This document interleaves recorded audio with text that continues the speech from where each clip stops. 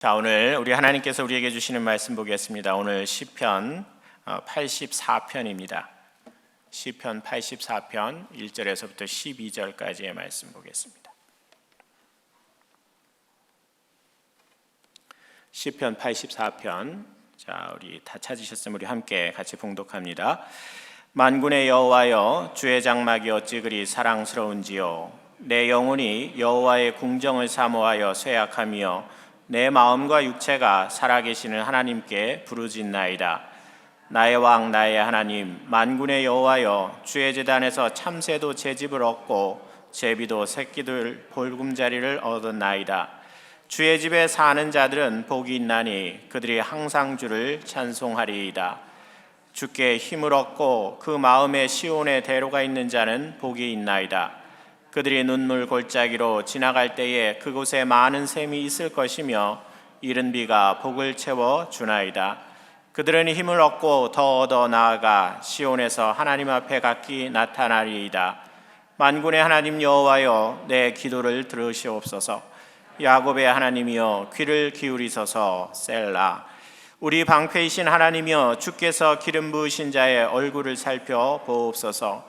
주의 궁정에서의 한날이 다른 곳에서의 첫날보다 나은즉 악인의 장막에 사는 것보다 내 하나님의 성전 문지기로 있는 것이 좋사오니 여호와 하나님은 해요 방패이시라. 여호와께서 은혜와 영화를 주시며 정직하게 행하는 자에게 좋은 것을 아끼지 아니하실 것임이니이다.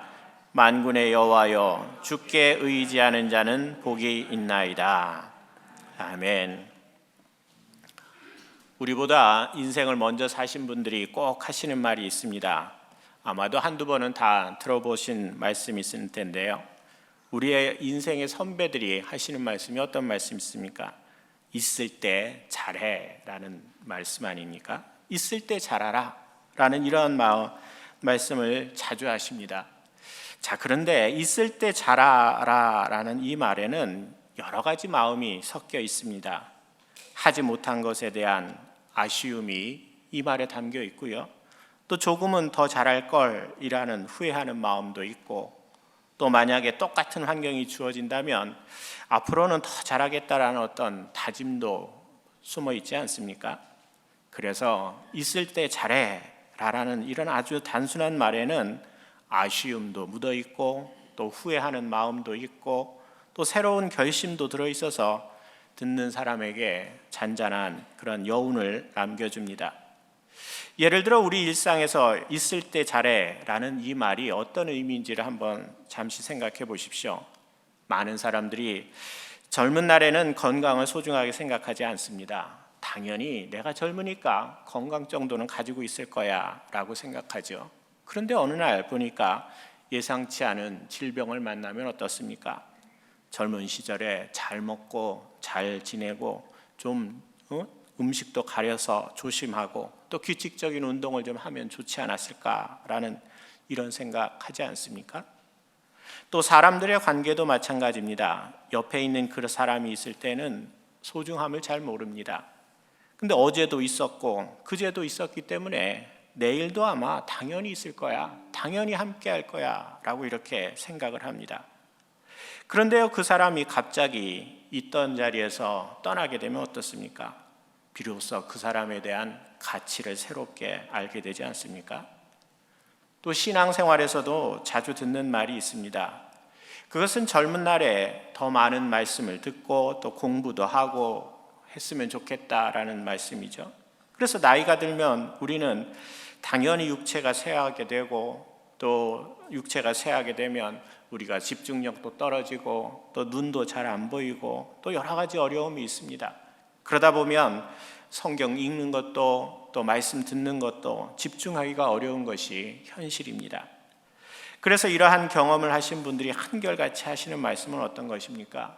가급적이면 젊은 날에 20대, 30대 이런 아주 팔팔한 그 나이에 우리가 신앙교육을 잘 받았으면 좋겠다라고 이렇게 때늦은 후회를 합니다. 어떻게 보면 우리는 항상 한 박자가 늦는 것 같습니다.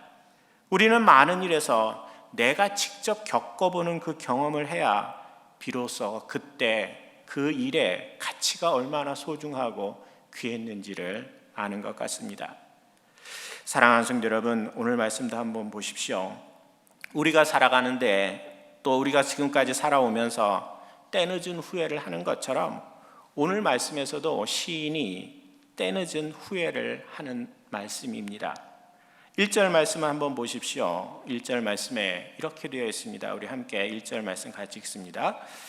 만군의 여호와여, 주의 장막이 어찌 그리 사랑스러운지요. 오늘 시편을 쓴 그 시인은 지금 누구입니까? 레위인입니다. 성전에서 제사를 드리는 그 일을 행했던 레위인이 쓴 시입니다. 성전에서 하나님께 제사를 드리면서 살던 레위인은 시편 이 84편을 쓰면서 때늦은 후회의 마음을 표현합니다. 있을 때 잘할 걸, 우리에게 성전이라는 것이 주어졌을 때 잘할 걸이라는 이 마음이 이 시에 나타나 있습니다. 특별히 1절 말씀에서 사랑스러운지요라는 이 단어에 한번 주목해 보십시오. 이 사랑스러운지요라는 이 단어는 히브리어 단어에서 물을 끓이다라는 이런 말에서 나온 단어입니다. 물을 끓이는 것. 사랑하는 성도 여러분, 한번 잠시 상상을 해보십시오. 주전자에 물을 넣고 한번 끓여보십시오. 처음에는 어떤 일이 일어납니까? 주전자에 놓고 물을 끓여도 처음에는 아무런 소리도 없고요, 주전자 안에서 어떤 일이 벌어지는지 알 수도 없습니다. 그런데 시간이 조금 지나면 어떻습니까? 주전자의 뚜껑 사이로 김이 살살 나오기 시작합니다. 또 시간이 더 지나면 뚜껑이 들썩들썩하기 시작하고요, 주전자 안에 있는 물이 이리 부딪히고 저리 부딪혀서 요란한 소리를 내기 시작합니다. 또 살짝 나오던 그 김도 이제는 소리를 뿜어내면서 여기저기로 나오지 않습니까? 시인이 고백하는 이 사랑스럽다라는 이것은요, 주전자 안에서 물이 서로 부딪히면서 그 안에서 와글와글 소리를 내고 또 쉴 새 없이 김이 뿜어져 나오면서 주전자의 뚜껑을 들었다 올렸다 하면서 요란하게 소리를 내는 이런 상태를 말합니다. 그러니까 시인은 지금 성전을 그리워하는 그 자신의 마음을 아주 물이 펄펄 끓고 있는 그것에 비유해서 지금 말을 하고 있습니다. 주전자 안에서 물이 펄펄 끓고 김이 무락무락 솟아나오면서 주전자의 뚜껑이 벌렁벌렁 거리고 있는 그런 상황, 이러한 상황이 지금 시인이 하나님의 성전을 사랑하는 그런 마음과 같다라고 합니다. 그래서 시인이 하나님의 성전을 사랑하는 그 마음은 어떤 정적인 이런 사랑이 아니고요, 역동적이고 정열적으로 사랑하는 그런 마음이었습니다. 시인이 하나님의 성전을 사랑하는 그 구체적인 모습도 한번 보십시오. 오늘 2절 말씀에 이렇게 표현합니다. 우리 2절 말씀 보십시오. 또 같이 읽겠습니다. 내 영혼이 여호와의 궁정을 사모하여 쇠약하며 내 마음과 육체가 살아계시는 하나님께 부르짖나이다. 지금 시인은 성전에 들어가고 싶어서 그 들어가고 싶기를 아주 들어가게 되는 일을 애타게 기다렸습니다. 어떻게 해서든지 성전에 들어가서 하나님께 제사를 드리기를 아주 간절하게 소원을 했습니다. 하지만 시인의 소원은 기대했던 것처럼 그렇게 이루어지지 않았습니다. 너무도 간절하게 바랬지만 그 일이 이루어지지 않자 시인의 육체가 쇠약해졌다라고 합니다. 마치 상사병에 걸린 것처럼 되었습니다. 성전을 향한 그 간절한 마음 때문에 몸은 점점점 약해져 가고 마치 시들은 꽃처럼 병이 들기 시작했습니다. 사랑하는 성도 여러분, 성전에 가고 싶지만 갈 수 없어서 그 안타까워하는 그 시인의 마음이 우리에게 지금 느껴지십니까? 계속해서 우리 3절 말씀도 한번 보십시오. 시인의 안타까운 상황이 조금 더 구체적으로 설명되어 있는데요, 또 함께 우리 3절 말씀 보십시오. 같이 읽습니다. 나의 왕 나의 하나님 만군의 여호와여, 주의 제단 참새도 제 집을 얻고 제비도 새끼들 보금자리를 얻었나이다. 참새와 제비도 이러한 새들도 집을 짓고 살아가는데 정작 자신에게는 하나님께 예배드릴 그 성전이 없다라고 지금 탄식을 합니다. 1절에서는 성전에 대한 사모하는 그 마음으로 시작했는데 2절에서는 어떻습니까? 그 사모하는 마음이 성전에 대한 상사병으로 나타나고요. 3절에 오니까 이제는 성전에 갈 수 없는 일로 인하여 탄식으로 발전을 합니다. 사랑하는 성도 여러분, 잠시 생각해 보십시오. 이 시를 쓰고 있는 시인이 성전에 이렇게 가지 못해서 탄식하게 되는 이유가 어디에 있겠습니까? 이스라엘 백성들이 솔로몬 성전을 짓고 하나님께 예배를 드리던 그때를 한번 생각해 보십시오. 그들에게는 아주 멋있는 성전이 있었고 그들에게는 그 누구도 따라올 수 없는 최고의 아주 화려한 시설을 자랑하는 성전이 있었습니다. 그런데 그 예루살렘 성전이 있을 때 이스라엘 백성들은 하나님께 어떻게 예배했습니까? 이사야 1장 11절에서부터 15절 말씀인데요, 제가 한번 세번역 성경으로 읽어드릴게요. 한번 들어보십시오. 하나님이 이스라엘 백성들에게 하시는 말씀입니다. 주님께서 말씀하신다. 무엇 팔아 나에게 이 많은 재물을 바치느냐?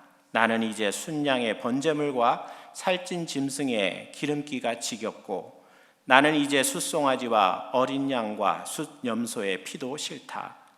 너희가 나의 앞에 보이러 오지만 누가 너희에게 그것을 요구하겠느냐? 나의 뜰만 밟을 뿐이다. 다시는 헛된 재물을 가져오지 말아라. 다 쓸모없는 것들이다. 분향하는 것도 나에게는 역겹고 초하루와 안식일과 대회로 모이는 것도 참을 수 없으며 거룩한 집회를 열어놓고 못된 짓도 함께 하는 것을 내가 더 이상 견딜 수 없다. 나는 정말로 너희의 초하루 행사와 정한 절기들이 싫다. 그것들은 오히려 나에게 짐이 될 뿐이다. 그것들을 짊어지기에는 내가 너무 지쳤다. 너희가 팔을 벌리고 기도한다 하더라도 나는 거들떠보지도 않겠다. 너희가 아무리 많이 기도를 한다 하여도 나는 듣지 않겠다. 너희의 손에는 피가 가득하다. 지금 이스라엘 백성들은 화려한 솔로몬 성전을 지어놓고 그 안에서 형식적으로 제사를 드렸습니다. 제사를 드려야 한다, 제사를 해야 한다라는 그 율법이 있기 때문에 그 율법 때문에 의무감으로 하나님 앞에 나와 제사를 드렸습니다. 정해진 절기가 되었기 때문에 제물을 가지고 와서 하나님께 소와 양을 드렸습니다. 이렇게 마음은 없고 형식적으로 율법으로 시키는 대로 따라만 하고 있는 그들에게 하나님은 오늘 말씀에서 무엇이라고 합니까? 그만하라 라고 합니다. 더 이상 받기 싫다, 역겹다, 가증스럽다. 하나님은 더 이상 나는 너희들이 하는 것 거들떠보지도 않겠다, 기도를 해도 듣지 않겠다 라고 합니다. 이와 같이 이스라엘 백성들이 드리는 제사는 형식은 있었지만 그 안에 이스라엘 백성들의 마음은 없었습니다. 성전에 와서 하나님을 섬기는 모양은 하고 있었지만 삶의 현장에서 나가서는 가나안의 우상을 섬겼고요, 또 성전에서는 거룩한 하나님의 백성들처럼 행동했지만 세상에서는 온갖 죄를 다 행하면서 살았습니다. 겉과 속이 달라도 너무도 다르게 살아가는 이스라엘 백성들을 보면서 하나님은 그들이 역겹다라고 하십니다. 형식적으로 의무적으로 제사를 드리는 이스라엘 백성들에게 하나님은 어떻게 하십니까? 바벨론을 일으켜서 이스라엘을 심판하셨습니다. 바벨론의 공격으로 이스라엘 백성들은 한순간에 성전을 잃게 되었고 그들은 바벨론의 포로가 되어 살게 되지 않았습니까? 그래서 바벨론으로 끌려간 이스라엘 백성들 보십시오. 이제는 성전에 가서 제사를 드리고 싶어도 갈 수 없게 되었습니다. 모든 것이 옛날에 누렸던 한순간의 추억이 되고 말았습니다. 이와 같이 모든 것을 잃은 후에 때늦은 후회를 하면서 하나님 앞에서 울부짖는 것이 오늘 시편의 말씀입니다. 하나님께서 모든 것을 주셔서 성전에서 제사를 드릴 수 있을 때 주신 기회를 잘 사용하여서 하나님께 기뻐하는 제사를 드렸으면 좋았을 텐데 아쉽게도 이스라엘 백성들은 그렇게 하지 못했습니다. 우리의 삶에서 앞에서 이야기했던 것처럼 있을 때 잘할 걸이라는 후회가 아주 절로 나오는 이런 상황이 되었습니다. 하지만 사랑하는 성도 여러분, 잘 보십시오. 시인은 모든 것을 이룬 후에 뒤늦게 배운 것도 있습니다. 오늘 시인이 고백하는 말씀을 한번 들어보십시오. 4절 말씀인데요. 우리 4절, 우리 지금까지 읽은 말씀의 결론입니다. 4절 같이 읽어보겠습니다.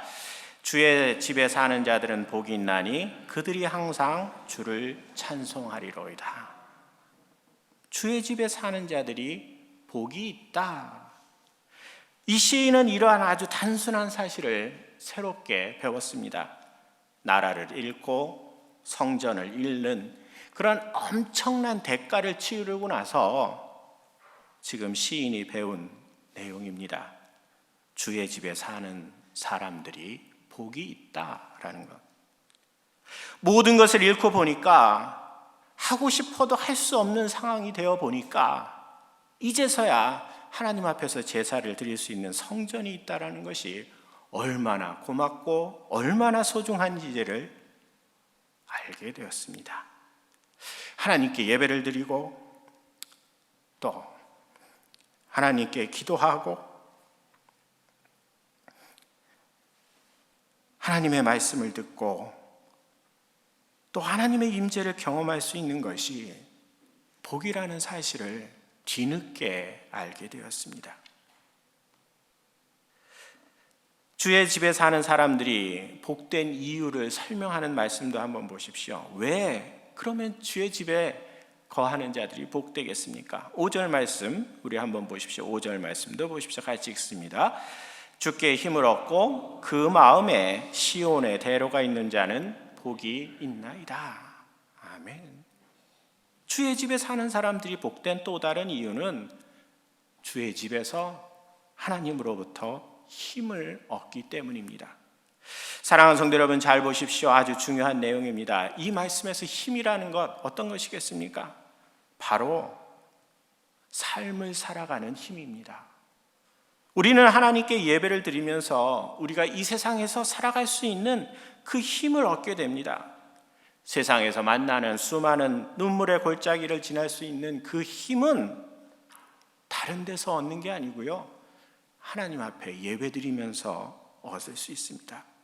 그래서 예배드리는 동안 하나님이 주시는 은혜는 우리의 삶 가운데서 메마른 땅을 적시는 그런 샘이 되고, 또 하나님께서 우리에게 예배드리는 동안에 주신 그 은혜는 이른비와 같이 우리에게 내리겠다라는 것 아닙니까? 오늘 7절 말씀도 한번 보십시오. 계속해서 이렇게 표현합니다. 7절 같이 있습니다. 그들은 힘을 얻고 더 얻어 나가서 시온에서 하나님 앞에 각기 나타나리이다. 세상을 살아가는 힘을 얻고 더 얻어서 궁극적으로는 시온에까지 이를 수 있게 된다라는 것이죠. 하나님께서 부르시는 그날까지 우리가 믿음의 여정을 계속할 수 있는 그 힘은 다른 데서 얻을 수 없습니다. 우리의 의지나 우리의 능력에 달려있는 것이 아니고요, 믿음의 여정 끝까지 달려갈 수 있는 그 힘은 하나님께서 주시는 그 힘입니다. 그래서 예배를 통해서 하나님께서 우리에게 주시는 그 힘을 얻어야 우리가 마지막까지 그 힘을 의지해서 믿음의 여정을 달려갈 수 있습니다. 지금까지 우리는 주의 집에서 사는 사람들이 복된 이유 두 가지를 나누었습니다. 첫 번째는 하나님께 항상 우리가 예배할 수 있는 것, 이것이 있어서 복이 있다라는 거고, 그리고 두 번째는 무엇입니까? 세상을 살아갈 수 있는 그 힘을 그걸 다른 데서 아니라 예배를 통해서 얻을 수 있기 때문입니다. 그래서 이러한 복이 성전에서 예배하는 자에게 주어지기에 시인이 마지막으로 고백하는 말씀도 보십시오. 10절에서부터 12절 말씀인데요, 10절에서 12절 한번 이렇게 같이 읽겠습니다. 궁정에서의 한날이 다른 곳에서의 첫날보다 나은즉 악인의 장막에 사는 것보다 내 하나님의 성전 문지기로 있는 것이 좋사오니 여호와 하나님은 해요 방패이시라. 여호와께서 은혜와 영화를 주시며 정직하게 행하는 자에게 좋은 것을 아끼지 아니하실 것입니다. 만군의 여호와여, 주께 의지하는 자는 복이 있나이다. 아멘. 이러한 새로운 것을, 모든 것을 다 잃고 나서 드디어 새로운 것을 깨닫고 나서 하는 마지막 고백입니다. 주의 궁정에서 살아가는 그 한 날이 다른 곳에서 첫날보다도 훨씬 더 낫다라는 이런 고백 아닙니까? 사랑하는 성도 여러분, 오늘 이 말씀으로부터 우리가 중요한 것이 있습니다. 우리가 드리는 예배도 한번 점검을 해보십시오. 우리는 지금 어떻게 예배를 드리고 있습니까? 혹시나 하나님께서 이스라엘 백성들에게 말씀하셨던 것처럼 우리가 드리는 예배도 하나님께서 싫다, 그만하라, 더 이상 받지 않겠다 라고 이렇게 말씀하지 않겠습니까? 또 우리가 드리는 예배를 보면서 점검해 봐야 되는 질문이 또 있습니다. 우리 스스로가 던져야 될 질문, 어떤 것입니까? 오늘 말씀에서 시인이 고백하는 것처럼 하나님께 예배를 드리면서 우리는 지금 두 가지 복을 누리고 있습니까? 예배를 통해서 하나님을 만나고 또 예배를 통해서 우리의 삶을 새롭게 살아갈 수 있는 힘을 얻어서 나가고 있습니까? 아니면 주일이 되면 습관적으로 교회에 와서 교회의 뜰만 밟고 있는 그런 일을 반복하고 있지는 않습니까? 사랑하는 성도 여러분, 부탁드립니다. 우리가 드리는 예배를 점검해 보고 싶으시다면 더 늦기 전에 오늘 이 시간에 점검해 보시기 바랍니다. 오늘 말씀에 나오는 시인이 하는 것처럼 모든 이것을 다 잃고 나서 때늦은 후회와 한탄 속에서 배우기보다는 지금 이 시간에 배우고 우리의 행동을 바꿀 수 있기를 바랍니다. 바꾸어야 한다면, 변화시켜야 될 무엇이 있다고 하면 그것은 지금 이 시간이 가장 좋은 때입니다.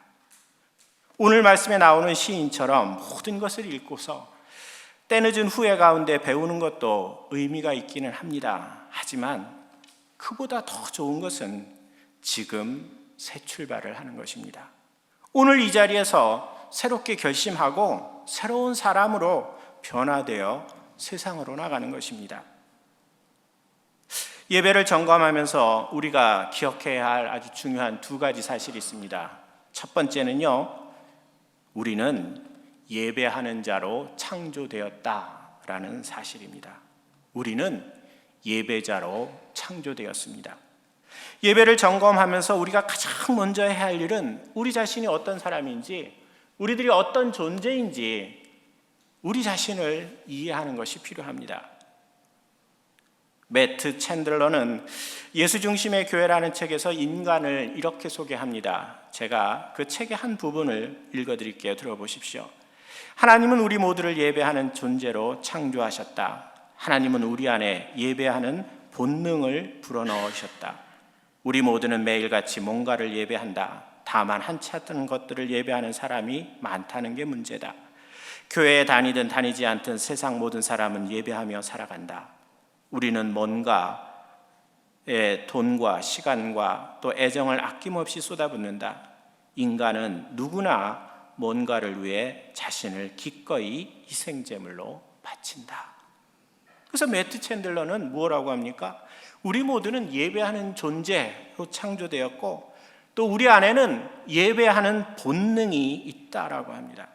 그것이 교회를 다니든 교회를 다니지 않든 그 어떤 사람도 모든 사람들에게 예배하는 본능이 있다라고 합니다. 왜냐하면 하나님께서 우리를 예배하는 자로 창조하셨기 때문입니다. 그렇다면 우리에게 아주 중요한 질문이 생깁니다. 예배하느냐 또는 예배하지 않느냐, 이 문제가 우리의 문제가 아닙니다.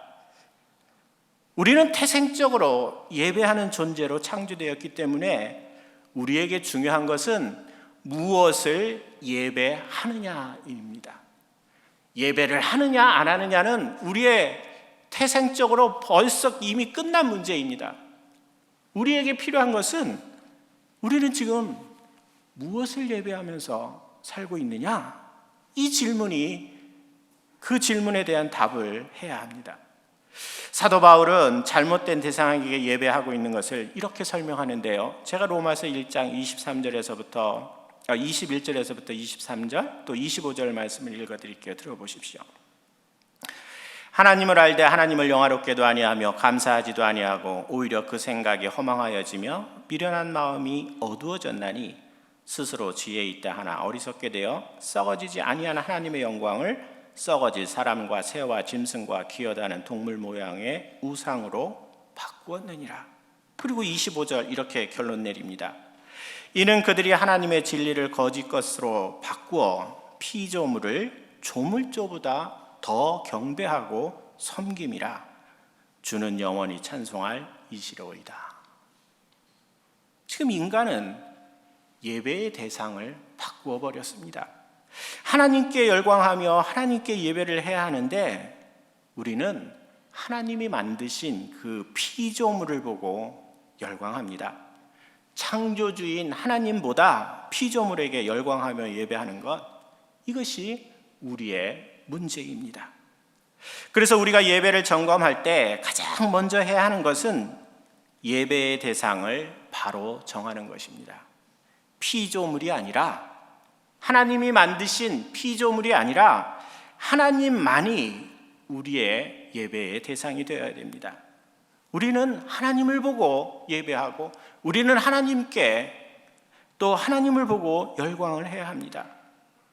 이와 같이 예배의 대상을 바로 정하는 것, 이것이 우리가 예배를 점검할 때 가장 먼저 해야 할 일입니다.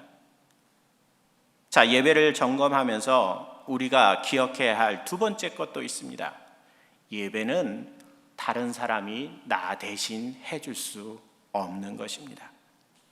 예배는 나 대신 누군가가 다른 사람이 대신 드려질 수 없다라는 겁니다. 예배는 내가 드리는 겁니다. 구약에서 제사를 드리던 과정을 잠시 생각해 보십시오. 레위기 1장에 보면 하나님께서 번제를 드리는 과정을 설명합니다. 예를 들어 어떤 사람이 하나님 앞에 소를 가지고 제사를 드린다라고 가정해 보십시오. 그러면 그 소를 누가 잡아야 됩니까? 그 소를 가지고 온 그 사람이 자신의 손으로 번제물에 손을 얹고 자신의 손으로 그 소를 직접 잡아야 했습니다. 이뿐만이 아닙니다. 하나님께 제사를 드리는 사람은 자신의 손으로 번제물의 가죽을 벗기고 또 각을 뜨고 내장과 정강이를 물로 깨끗하게 씻어야 했습니다. 여기에서 보는 것처럼 번제물을 드리는 사람은 자신을 대신해서 이 짐승이 죽어가는 것을 내 눈으로 목도해야 했던 것입니다. 오늘날 우리가 드리는 예배도 한번 생각해 보십시오. 구약에서 지금 말씀드렸던 내용과 똑같은 원리가 적용됩니다. 예수님을 믿는 우리는 어떻게 예배를 드립니까? 예를 들면 지난 일주일 동안 살아온 우리 모든 삶이 하나님 앞에 드려지는 제물입니다. 우리가 집안에서 했던 모든 말, 또 우리가 집안에서 행했던 모든 일, 그것이 하나님 앞에 우리가 드려야 되는 나의 제물입니다. 어떤 사람은 자녀들을 위해서 아주 열심히 라이드한 그런 부분이 있을 거고요. 어떤 사람은 집에서 열심히 밥하고 빨래하고 청소한 일이 있을 겁니다. 또 어떤 분은 집안에서 잔디에 물을 주고 또 화단을 예쁘게 가꾸는 일을 하셨을 겁니다. 또 어떤 분은 사업장에서 열심히 땀 흘리며 일했을 거고, 또 우리 학생들 같으면 주어진 공부를 열심히 하지 않았습니까? 또 교회에서 봉사도 했고, 또 하나님의 말씀을 믿지 않는 사람을 만나면 예수를 전하고, 또 아픈 사람을 찾아가서 전화하고 격려하고, 지난 일주일 동안 살아왔던 우리의 모든 삶이 하나님께 드려지는 제물입니다. 심지어 누군가에게 내가 상처를 주고 때로는 욕하고 불평하고 거짓말하고 도둑질도 하고 게으르고 허랑방탕하게 살았다 할지라도 그 삶도 하나님 앞에 내어놓아야 하는 재물입니다. 이러한 삶이라는 재물을 가지고 우리는 구약에서 제사를 드렸던 것 같이 똑같은 일을 합니다. 구약에서 제사를 드렸던 사람이 제물에 안수하고 가죽 벗기고 또 각을 뜨고 내장과 정강이를 씻는 일을 자신이 내 손으로 직접 했던 것처럼 우리도 우리가 드리는 그 삶이라는 재물을 가지고 직접 해야 합니다. 우리는 내가 살아온 삶을 하나님의 말씀이라는 그 거울로 비추어 보지 않습니까? 그러면 내가 지난 일주일 동안 살아왔던 모든 삶의 그 여정이 하나님의 말씀이라는 거울로 비추어 보면 어떤 모습이 될 것 같습니까? 어떤 것은 참 잘했다, 훌륭하다, 멋있다 이런 삶도 있고요. 또 어떤 것은 정말 말하기도 부끄럽고 꺼내기도 부끄러운 그런 삶도 있을 겁니다.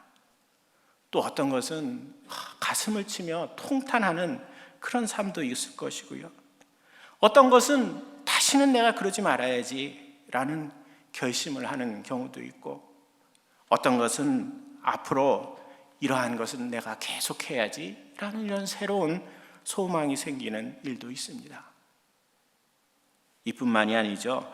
말씀으로 우리의 삶을 비추다 보면 우리는 그 안에서 하나님의 은혜가 얼마나 크고 놀랍고 또 하나님이 나를 얼마나 신실하게 사랑하셨는지를 알 수도 있습니다. 그래서 하나님이 끊임없이 나를 지키시고 보호하신다라는 그러한 하나님의 그 은혜도 사랑도 또 나를 향한 하나님의 계획이 얼마나 큰지도 알게 되지 않습니까? 그래서 하나님이 베푸신 그 은혜와 사랑이 우리의 온몸으로 느껴지면 우리는 목소리로 하나님을 찬양할 수 있고 또 소리를 내어 기도할 수도 있고 또 두 손을 들고 또 춤을 추면서도 할 수 있습니다. 다양한 방법으로 우리 안에 하나님 앞에서 주어지는 그 마음을 표현하는 것, 이것이 예배입니다. 삶에서 만들어진 그 깨달음과 결심을 하나님 앞에 드리는 것이 우리의 예배입니다.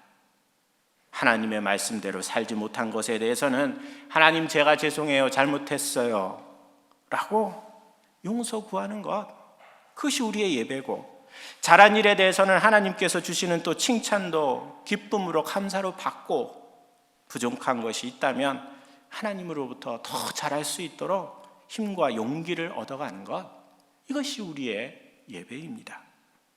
그래서 예배당에 들어올 때는 완전히 다른 새로운 사람이 되어서 세상으로 나가야 되는 것, 이것이 우리의 예배의 현장입니다.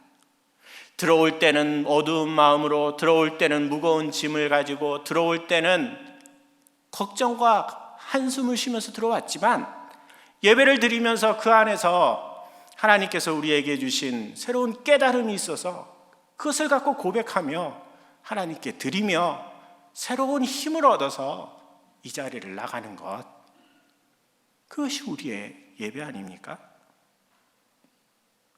사랑하는 성도 여러분, 이러한 관점에서 보면 우리는 지금 어떻게 예배를 드리고 있습니까?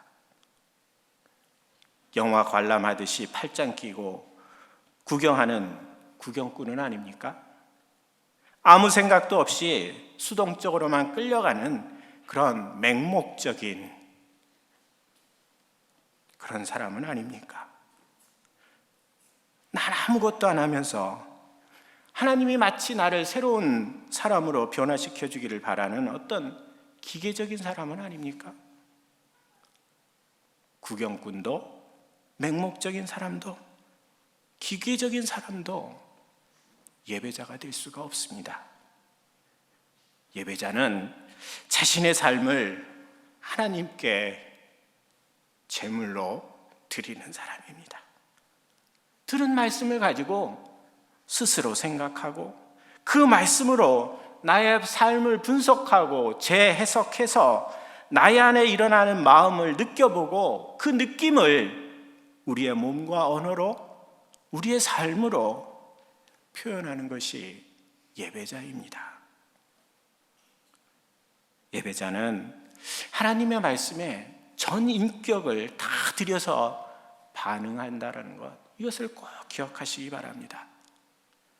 사랑하는 성도 여러분, 아주 간곡하게 한 번 더 부탁을 드립니다. 우리가 드리는 예배를 점검해 보십시오.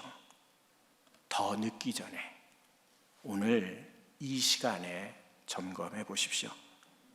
오늘 말씀에 나오는 시인이 하는 것처럼 모든 것을 다 잃고 나서 때늦은 후회와 한탄 속에서 배우기보다는 지금 이 시간에 배우고 우리의 행동을 바꿀 수 있길 바랍니다. 지금 이 시간이 우리의 잘못된 예배 습관을 바꾸기에 가장 좋은 때입니다. 오늘 이 자리에서 새 결심을 하시고 새로운 사람으로 변화되어서 세상으로 나가는 우리 모두가 되시길 바랍니다. 이러한 말씀 가지고요, 우리 함께 같이 기도드리겠습니다.